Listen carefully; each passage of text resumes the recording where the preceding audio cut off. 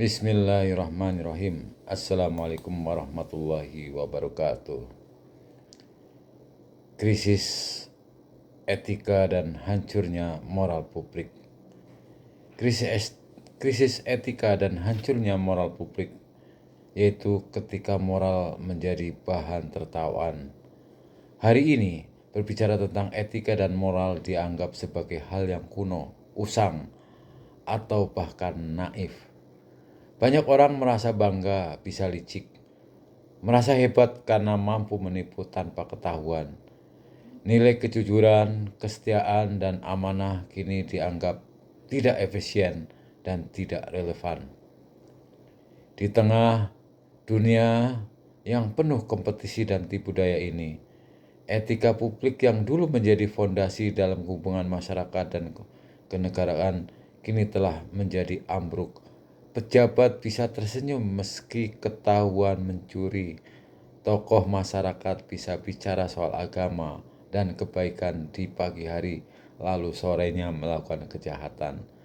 Semua tampak normal, bahkan yang jahat sekalipun bisa tampak bermoral karena keahlian dalam membentuk citra dan narasinya. Inilah zaman edan, zaman di mana moral dipolitisasi, etika diperdagangkan, dan agama dijadikan alat legitimasi nafsu. Rakyat kebingungan, generasi muda kehilangan teladan. Akibatnya mereka tumbuh dalam kegelapan nilai, belajar dari relate yang salah, dari tokoh yang rusak, dan dari sistem yang busuk. Dampaknya adalah hancurnya peradaban.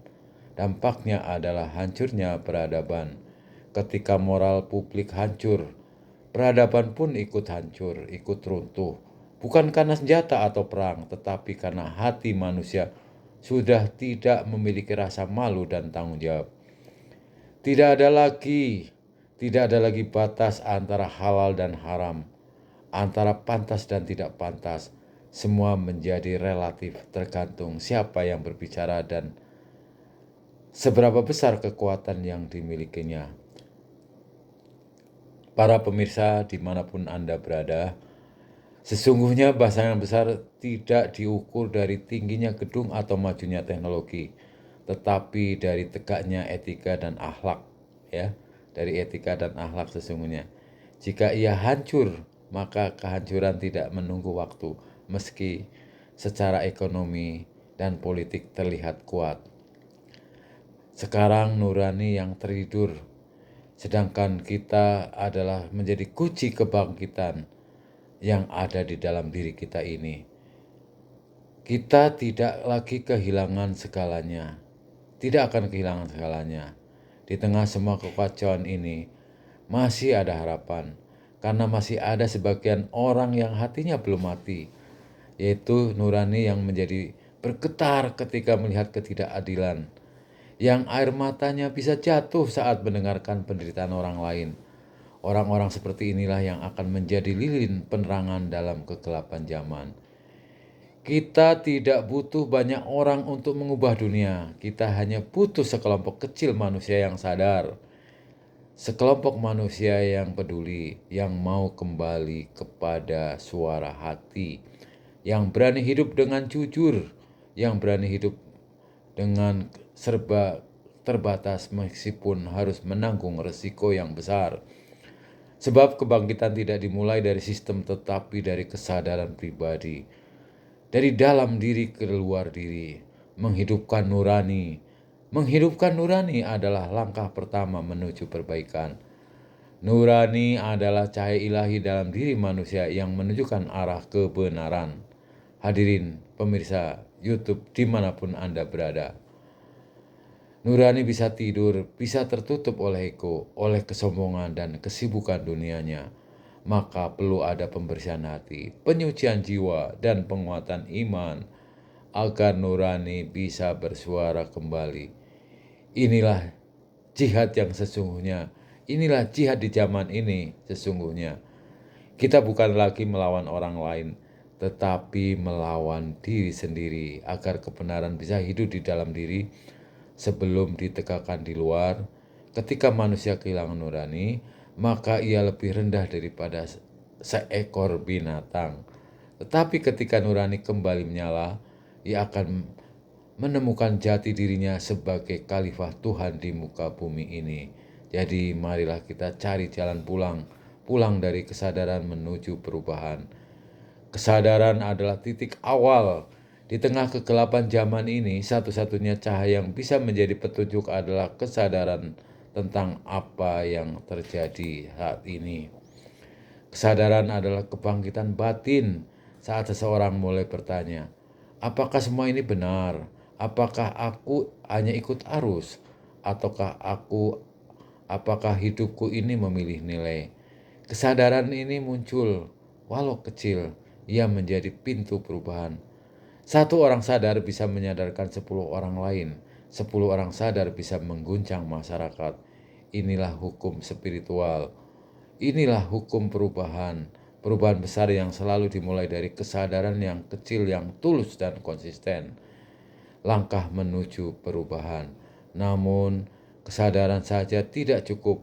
Ia harus diterjemahkan menjadi aksi nyata. Sekecil apapun dari perubahan itu harus dimulai dengan diri sendiri, yaitu dengan cara memperbaiki niat. Apakah kita hidup untuk dunia semata atau untuk kebenaran dan kemuliaan akhir hidup kita nanti? Kemudian menata diri dan keluarga, menjaga akhlak, menegakkan salat, mendidik anak dengan nilai-nilai luhur. Kemudian kita bisa menjadikan diri kita sebagai teladan. Kita tidak ikut arus kebohongan, kita tidak ikut menyebar fitnah. Kita berani berkata benar meskipun pahit, dan kita juga harus selalu menjaga hati.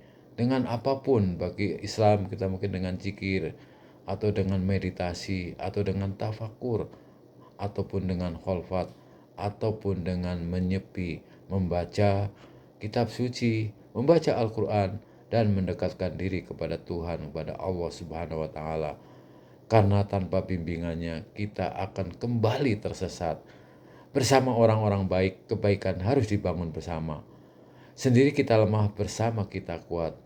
Membangun peradaban baru jika kita ingin merubah besar kita, tidak cukup hanya menjadi orang baik. Kita harus bersatu dan bergerak. Bangunkan komunitas, majelis ilmu, dan ruang-ruang kejujuran. Lawan arus dengan hikmah dan kebenaran. Jangan hanya mengutuk kegelapan. Nyalakan lilin dimanapun kita berada dan ingat, kita bukan pemilik hasil. Kita hanya hamba yang diperintahkan untuk berbuat.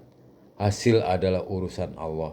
Tugas kita adalah menjadi agen kebaikan sekecil apapun pengaruhnya. Kita tidak meminta mengubah dunia dalam semalam, tetapi kita meminta untuk tidak berdiam diri melihat kebatilan. Karena diamnya orang benar adalah kemenangan bagi kebatilan. Saudara-saudaraku dimanapun Anda berada, menjadi cahaya di tengah kegelapan.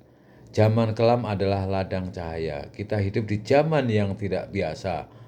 Zaman yang disebut oleh para arifillah sebagai zaman penuh fitnah. Zaman akhir zaman.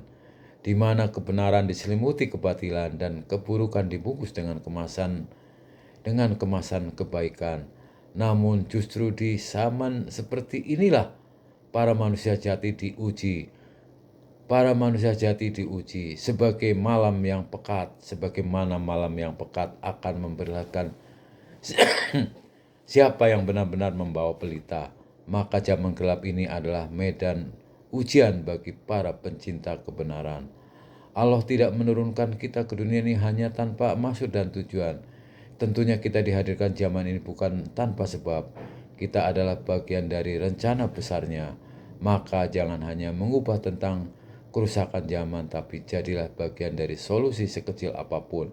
Mulai dari diri kembali kepada Allah. Perubahan besar selalu berawal dari langkah pribadi, dari hati yang bersih, dari niat yang tulus, dari kebenaran untuk berkata tidak pada kebatilan dan ya pada kebenaran, meski harus berjalan sendirian. Bangkitnya sebuah umat adalah tegaknya kembali nilai-nilai ilahi di tengah masyarakat. Tidak dimulai dari kekuasaan atau jabatan, tetapi dari kebangkitan rohani kita, dari hati yang kembali kepada Allah, dari jiwa yang menyadari tujuan hidupnya, dari manusia-manusia yang siap menjadi perantara cahayanya di muka bumi ini. Jadi seruan terakhir dari saya, jadilah cahaya wahai saudaraku yang melihat video YouTubeku. Jangan tunggu dunia berubah, tapi mulailah dari diri sendiri saat ini sekarang. Jika tak mampu perbaiki orang lain, cukup jangan menjadi bagian dari kerusakan. Jika tak mampu berdakwah dengan kata, cukup dengan akhlak. Jika tak mampu melawan kezaliman besar, cukup dengan tidak tunduk kepadanya. Di zaman fitnah, diam dalam kebenaran adalah lebih baik daripada berteriak dalam kebatilan. Tetapi yang terbaik adalah berani bersuara dengan hati yang jernih dan penuh kasih. Allah tidak menilai besarnya pengaruh kita, tetapi ketulusan usaha kita. Jadilah cahaya meski kecil, karena dalam kegelapan cahaya kecil pun akan sangat berarti. Akhir kata, mari kita akhiri video YouTube ini dengan doa dan harapan. Ya Allah, jadikanlah kami bagian dari hamba-hambamu yang Engkau pilih untuk menegakkan kebenaran di tengah zaman yang kacau. Jadikanlah hati kami kokoh, lidah kami jujur, dan langkah kami istiqomah di jalan-Mu. Ampuni kami yang sering lalai, dan tuntun kami untuk menjadi cahaya di tengah kegelapan dunia. Amin, amin, ya Rabbal Alamin. Wabillahi taufiq wal hidayah. Wassalamualaikum warahmatullahi wabarakatuh.